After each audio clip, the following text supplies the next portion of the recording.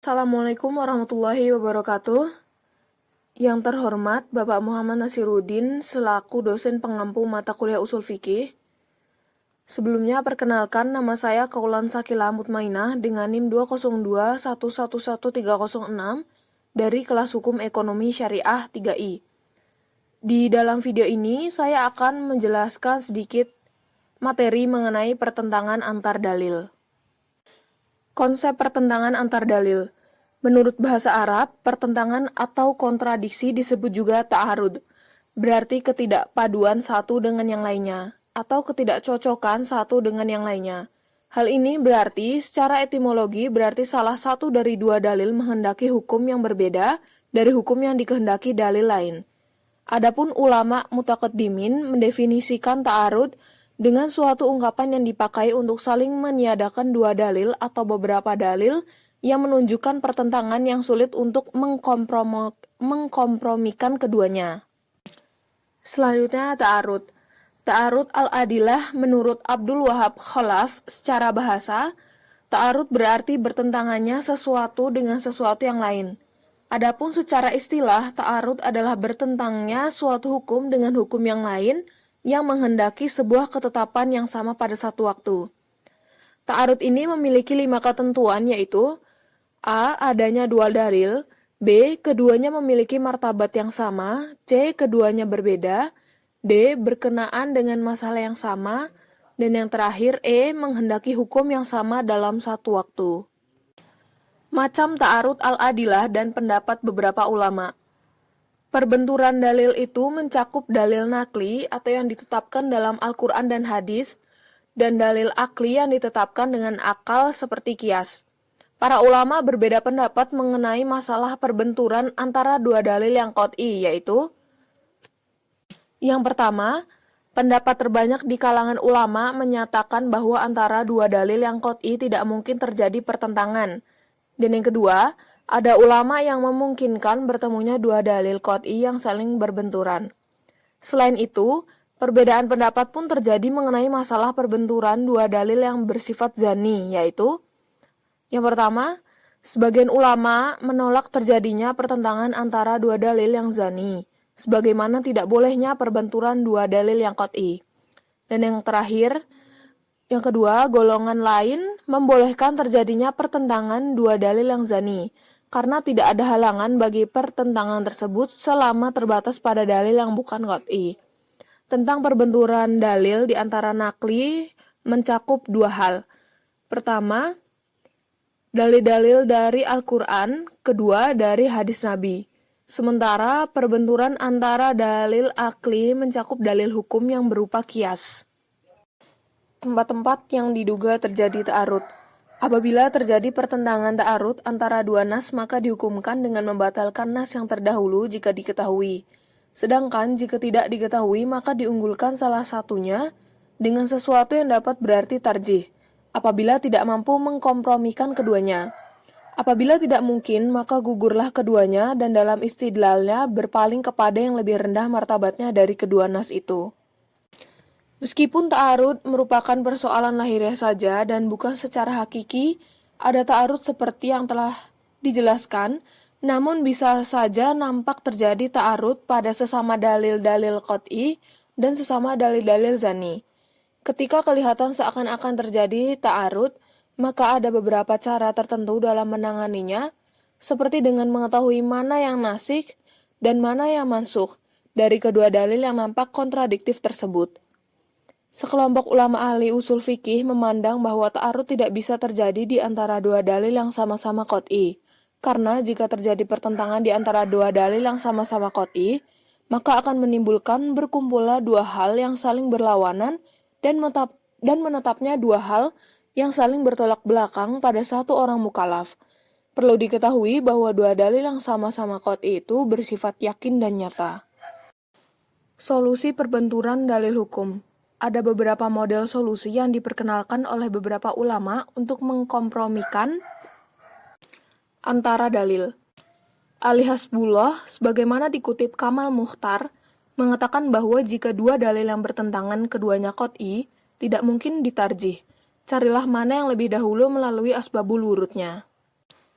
Mengenai perbenturan dalil-dalil qiyas, Abdul Wahab Khalaf menyatakan bahwa perbenturan antara dalil-dalil qiyas ada kalanya merupakan kontradiksi yang sebenarnya.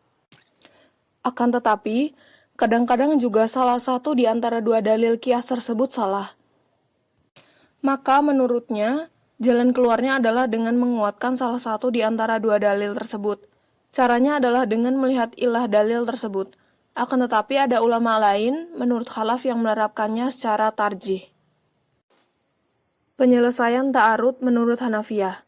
Menurut Hanafiyah, ta'arud mungkin terjadi di antara dalil-dalil syar'i ataupun di antara dalil-dalil lain yang tidak syar'i. Para ulama Hanafiyah berpendapat bahwa metode-metode yang digunakan dalam menyelesaikannya secara sistematis adalah sebagai berikut. 1. Nasakh. Dari metode ini, seorang mujtahid harus melacak sejarah dari kedua nas. Dan ketika sudah diketahui mana yang lebih dahulu datang dan mana yang datang kemudian, maka nas yang datang kemudian hukumnya menasakh yang terdahulu. Contohnya seperti pertentangan yang terjadi dalam dua ayat iddah dalam Quran Surah Al-Baqarah ayat 234 dengan Quran Surah At-Talaq ayat 4. Contoh terjadinya pertentangan antara ayat dengan ayat tentang iddah wafat dengan ayat tentang iddah hamil. Ayat tentang iddah wafat berbunyi, yang artinya, orang-orang yang meninggal dunia di antaramu dengan meninggalkan istri-istri, hendaklah para istri itu menangguhkan dirinya beridah 4 bulan 10 hari.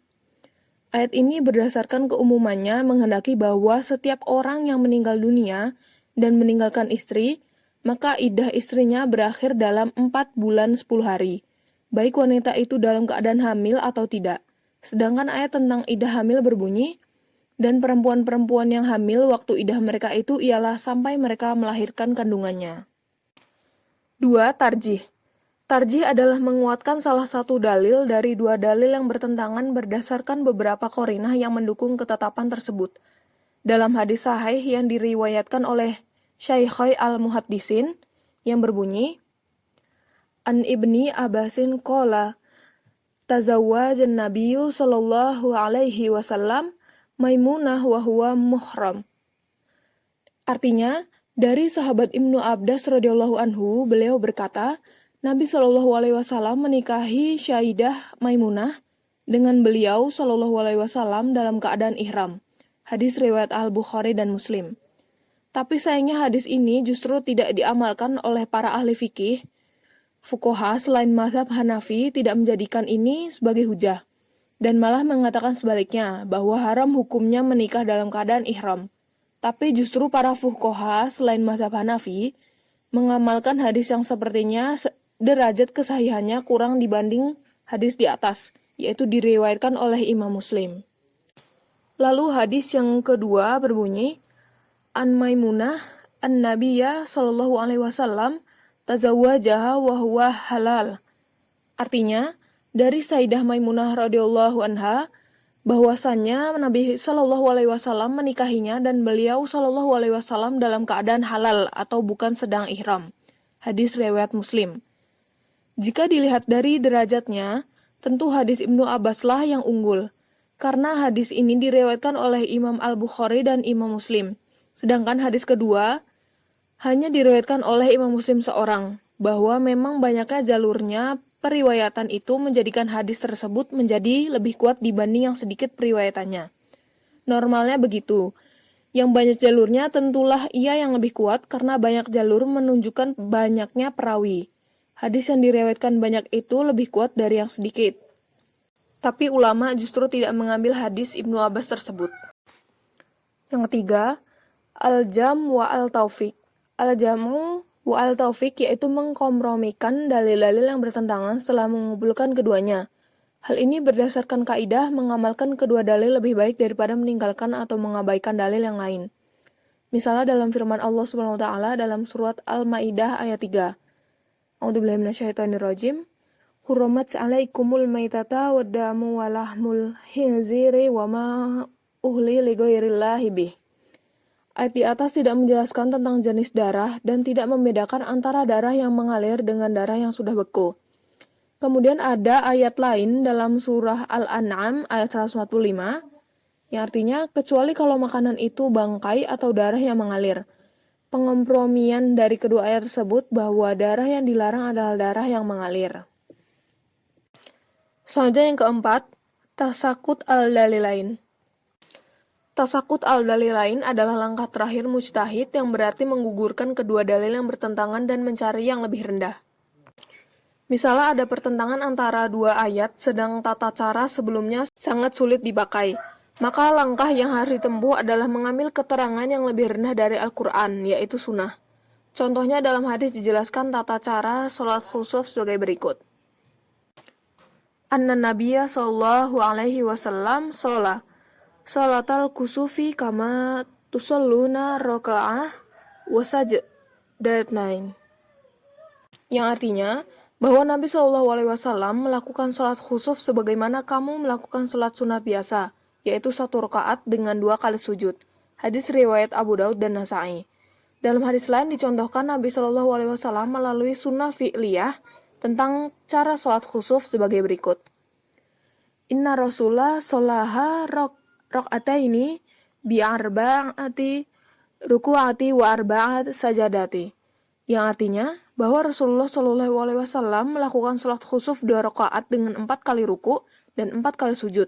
Hadis riwayat Imam yang 6. Hadis pertama tentang khusuf ini menjelaskan tata cara sholat tersebut dengan 1 kali ruku dan 1 kali biasa. Sementara hadis kedua menjelaskan bahwa sholat khusuf dilakukan dengan 2 kali ruku dan 2 kali berdiri untuk setiap rakaatnya. Dalam kasus ini tidak ada meraji atau menguatkan salah satu dari kedua hadis ini. Kalangan Hanafiyah tidak menggunakan kedua hadis ini tetapi menggunakan kias untuk menetapkan tata cara sholat khusuf. Mereka mengkiaskan pelaksanaan sholat khusuf kepada sholat-sholat lainnya. Apabila dalil yang bertentangan itu bukan nas seperti kias dengan kias, maka harus melakukan tarjih dengan salah satu dari tingkatan kias. Misalnya melakukan tarjih dengan menguatkan ilat yang mansusah terdapat dalam nas dari ilat yang diistinbatkan dengan cara memperhatikan kesama dengan ilat yang terdapat pada nas. Yang terakhir, penyelesaian ta'arud menurut Syafi'iyah. Menurut Syafi'iyah, apabila terjadi pertentangan antara dua kias, maka yang dilakukan seorang mujtahid adalah mentarjih salah satu kias. Dalam pandangan seorang mujtahid menurut mazhab Syafi'iyah, Malikiyah, Hanabiyah, dan Zahiriyah, wajib bagi mujtahid untuk melakukan pembahasan dan berijtihad sesuai dengan tahapan-tahapan berikut ini secara tertib. Yang pertama, al-jam'u wa al-taufiq. Menurut aliran Syafi'iyah, cara pertama untuk menyelesaikan dua dalil yang bertentangan adalah dengan mengompromikan kedua dalil tersebut. Ketika memungkinkan untuk mengompromikan, maka sudah seharusnya keduanya diamalkan dan tidak boleh mentarjih salah satu antara keduanya. Yang kedua, tarjih. Apabila tidak bisa menggunakan metode al-jam'u wal taufiq, seorang mujtahid beranjak pada tahapan selanjutnya yaitu tarjih, yakni menguatkan salah satu dalil. Yang ketiga, nasakh, yakni membatalkan hukum yang terkandung dalam dalil yang terdahulu dan mengamalkan hukum pada dalil yang turun kemudian. Dan yang terakhir, tasakut al-dalilain, yakni meninggalkan dalil-dalil yang bertentangan dan beralih pada dalil yang lebih rendah derajatnya. Sekian dari penjelasan mengenai pertentangan antar dalil dari saya. Mohon maaf apabila masih terdapat kekurangan dan kesalahan. Wassalamualaikum warahmatullahi wabarakatuh.